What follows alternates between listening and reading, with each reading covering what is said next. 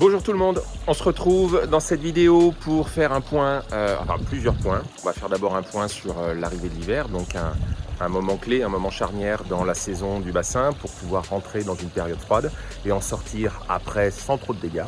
Donc on va regarder 2 ou 3 petites astuces, 2 ou 3 choses où il faut faire attention. Là on se retrouve, vous voyez, au pied du bassin Expo que beaucoup connaissent. Voilà.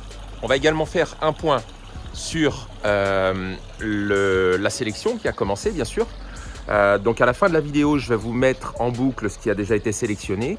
Et puis, on fera un dernier point sur l'agrandissement du magasin.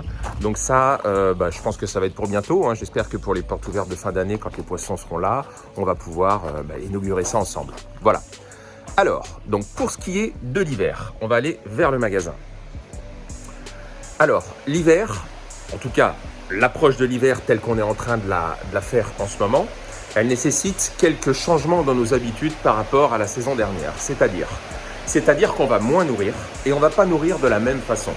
Les poissons ont besoin de moins de protéines, les températures de l'eau baissent et ils ont besoin de moins manger dans la journée. Donc, quand je dis moins de protéines, ça veut dire que pour ceux qui ont utilisé du boost de chez Nijo pendant toute la saison, eh bien là, on va laisser le boost de côté. On va pouvoir continuer à mettre un petit peu de gros pour les températures de bassin qui sont autour des 15 degrés, 12, 15 degrés, je pense qu'on peut encore mettre un peu de gros. Mais sinon c'est vraiment le all season qui prime. Le all season, c'est lui qui va nous permettre de faire rentrer les poissons tranquillement dans l'hiver, de les nourrir pendant l'hiver, et puis de faire la transition ensuite au printemps, mais ça on y reviendra dans d'autres vidéos, pour pouvoir permettre aux poissons de sortir de cette période hivernale en rajoutant un petit peu de protéines tout doucement au printemps. Alors le all season, il existe en 2 versions et le gros aussi. Je vous montre ça. Voilà, donc là on a eu l'arrivage cette semaine. Alors ça part très vite, vraiment très vite. Le gros, il existe en 2 versions. Vous voyez la version sinking qui est la version coulante et la version flottante que beaucoup connaissent. Et le all season, c'est pareil. Le all season, il existe en version flottante, donc le sac rouge, mais il existe également en version coulante. Le sac violet, donc sinking. Dès lors que vous voyez sinking, c'est coulant. Donc vous allez pouvoir de cette façon-là, alors là je ne vous l'ai pas dit, ça existe en sac de 3 kg, ça existe également en sac de 10 kg. Vous voyez ? Alors ce que je vous explique justement, c'est que le poisson va manger également différemment. C'est pour ça que je vous parle des sacs coulants. C'est parce que l'idéal, alors n'oubliez pas, hein, la carpe koi a une bouche vers le bas. Donc c'est un poisson fouineur. Il a l'habitude de manger dans le fond. C'est pour notre plaisir à nous qu'on le fait manger en surface avec du flottant pendant la saison. Mais sachez que d'origine, le poisson cherche sa nourriture au fond de l'eau, pas en surface. Eh bien le coulant, on va lui permettre de retrouver cet instinct de chercher sa nourriture dans le fond du bassin et puis surtout de lui éviter l'effort de venir en surface. Les températures descendent. Lui, le poisson, a ses réserves pour l'hiver, mais on va essayer de lui faire économiser un petit peu quand même. Le but, c'est pas de lui faire un effort à chaque nourrissement, qu'il monte en surface pour ensuite redescendre. On le fatiguerait et on n'aurait pas forcément des poissons en bonne santé tout l'hiver. Donc du coulant dans le fond du bassin pour lui permettre de rester tranquillement dans le fond et manger, s'alimenter vraiment sereinement. Alors, le face gros en coulant, on va pouvoir l'utiliser, comme je vous dis, jusqu'à des températures de 10-12 degrés. En dessous, vraiment all season. Par contre, le all season coulant, on va pouvoir le donner jusqu'à 6-7 degrés, mais pas moins. En dessous 6-7 degrés, on arrête de nourrir. Il vaut mieux, à l'occasion, on donne quelques grains dans la journée juste pour voir s'ils sont réceptifs. Mais voilà, il vaut mieux, par sécurité, arrêter de nourrir les poissons. Alors, d'autres questions qui reviennent également pour la préparation de l'hiver. Eh bien, c'est la filtration. On fait quoi avec la filtration? Alors, si vous avez des médias de filtration, c'est-à-dire vous n'êtes pas avec une boîte à mousse qu'on trouve dans les grandes surfaces, vous êtes avec une vraie filtration, des médias de filtration, tapis japonais, moving bed, bit, n'importe quoi. Vous allez réduire le flux de la pompe, si elle est réglable bien sûr, de sorte que l'eau passe plus doucement à l'intérieur des médias de filtration, mais que l'eau circule pendant tout l'hiver dans votre filtration. Sinon, vos bactéries vont mourir tout doucement. Et quand vous allez reprendre la filtration au printemps, eh bien, vous repartez à zéro avec vos pics d'ammoniac, pics de nitrite, en espérant ne pas renvoyer dans le bassin des mauvaises bactéries qui se seraient formées dans un filtre à l'arrêt pendant tout l'hiver. Donc moi j'encourage à laisser tourner les bassins, mais à les faire tourner au ralenti, surtout. Et la deuxième chose, c'est l'UV. Alors, l'UV on peut le couper, oui forcément, mais il a quand même un effet antibactérien, anti-germe, même si l'effet est minime. Ça peut être intéressant de continuer à laisser l'UV pendant toute la période hivernale. Et de toute façon, partez d'un principe. Votre lampe UV, elle dure entre 1 an et 1 an et demi pour les plus performantes. Si vous essayez de couper votre lampe UV à l'automne en vous disant je vais la rallumer au printemps et je fais une économie pendant l'hiver, quand vous la rallumez au printemps, elle a déjà perdu de sa puissance. Elle a fait une saison entière. Donc, il vaut mieux la laisser tourner tout l'hiver et la changer tous les printemps. Comme ça, tous les printemps, vous repartez avec une lampe UV neuve. Et c'est à ce moment-là que les algues unicellulaires, donc celles qui vous rendent votre eau verte, vont se multiplier le plus vite, c'est au printemps.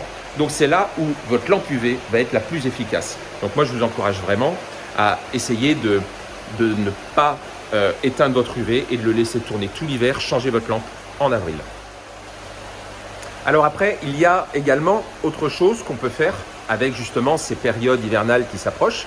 Vous avez remarqué, tous les ans maintenant, on est relativement habitué, que ce soit à l'automne comme au printemps, les températures chutent en une semaine. On peut passer de 20 degrés en température extérieure à 6-7 degrés. Et les chocs sont vraiment très violents pour nos poissons. Alors, il existe, je vais vous montrer ça. Voilà, il existe les chauffages. Les chauffages, alors moi je ne vous encourage pas à chauffer l'eau de votre bassin pendant tout l'hiver, bien sûr. Mais le chauffage, il est là pour pallier justement. Alors vous voyez, là ça c'est un modèle qui ne coûte pas très cher. Ça coûte... je ne veux pas vous dire de bêtises, ça coûte dans les 250 € je crois, 280 €. C'est du 3 kW, donc ça permet de chauffer des bassins de 15-20 mètres cubes. Mais voilà, le but, c'est pas de chauffer votre bassin à 25 degrés tout l'hiver. C'est absolument pas le but. Le but, c'est d'éviter en fait ces chocs thermiques qu'on a à l'automne comme au printemps. Ces chocs thermiques, en fait, c'est en une semaine, vous allez avoir une eau qui passe de 18 degrés à 12. Perdre 5-6 degrés en une semaine, c'est violent pour les poissons. Ça, ils supportent difficilement et c'est là où le chauffage est intéressant à utiliser.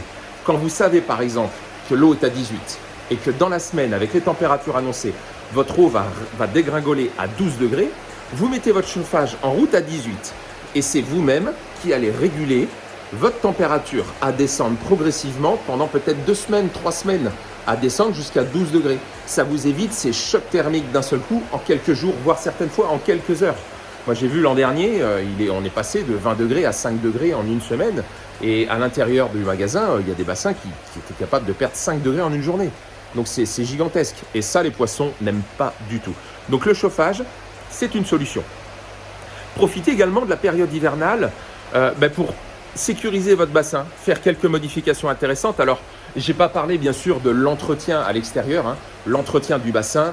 Toutes les plantes, les feuilles, faites en sorte que ça ne tombe pas dans le fond du bassin. Entretenez la végétation du bassin pour pas que la matière organique se forme au fond du bassin. Ça, c'est important. Mais je vous disais donc, et ça je vais vous le montrer, la possibilité également de profiter de l'hiver pour améliorer la sécurité de votre bassin. Je m'explique.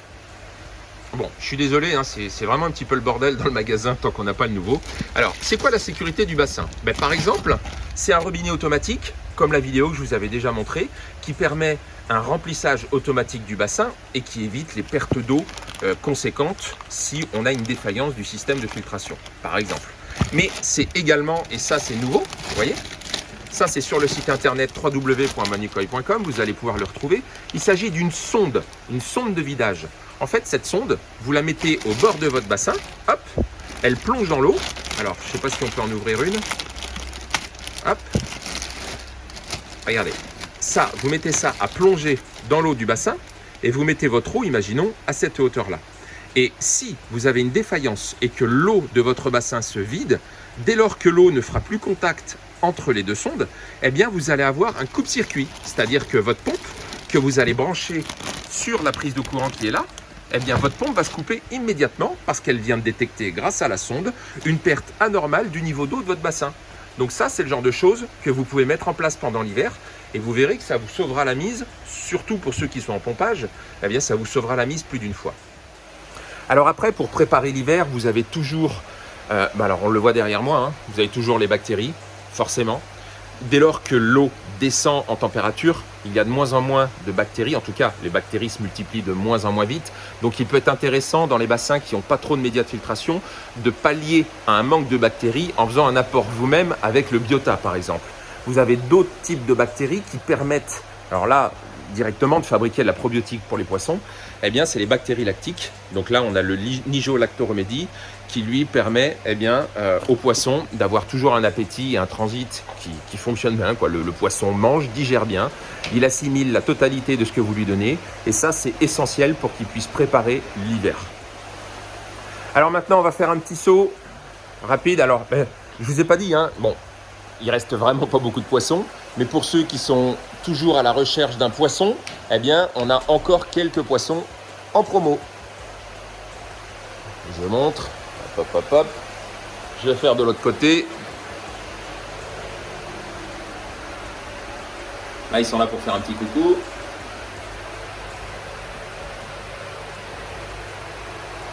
Et ici,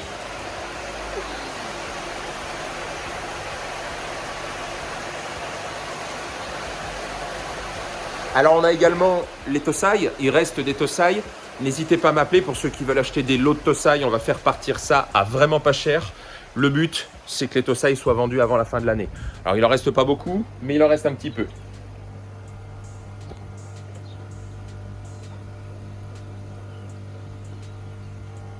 Donc ceux qui veulent des Tosaï, n'hésitez pas. Maintenant, je vais vous montrer l'agrandissement, pour vous montrer là où on en est.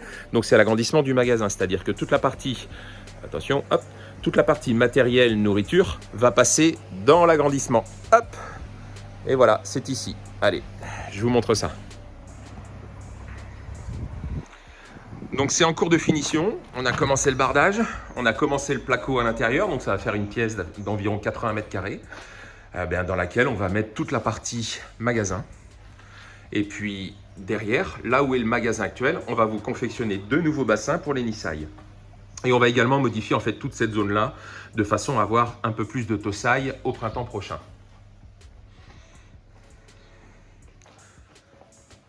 Je vais vous montrer ce que ça donne de l'extérieur. Bon, bien sûr, c'est pas fini. Bien sûr, c'est pas fini. Mais ça avance bien.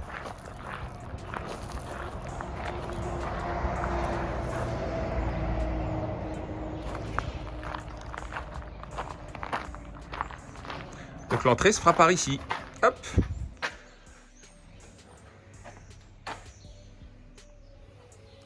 Voilà. Donc les travaux sont en cours. Bientôt.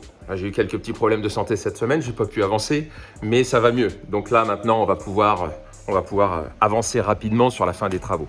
Et puis, enfin, donc ça, c'est la dernière chose que je voulais vous montrer. On va se quitter avec ça.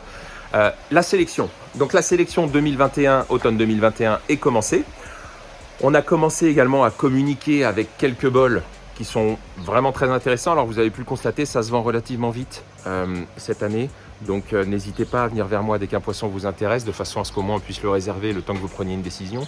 Mais bon, voilà. Sinon, on continue de sélectionner. Donc là, pour l'instant, on est dans les différents mix, différents bols. Et puis bientôt, on va attaquer les poissons plus haut de gamme. Des poissons vraiment, des belles pièces, quoi. Vraiment des choses où on se fait aussi très plaisir au moment de la sélection. Et puis, on a hâte, j'espère l'an prochain, de pouvoir retourner au Japon. Ce serait bien quand même cette fois-ci, parce que là, ça fait 2 ans. Et puis, je vous laisse avec toutes ces vidéos-là. N'hésitez pas, vous m'appelez si un poisson vous intéresse.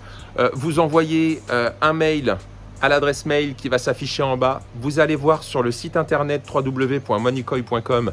Alors, dans les carpe koi, vous avez la section sélection 2021 où vous allez pouvoir avoir tous les bols que je suis en train de sélectionner pour vous. Et puis, n'hésitez pas et je vous dis à très bientôt. Salut!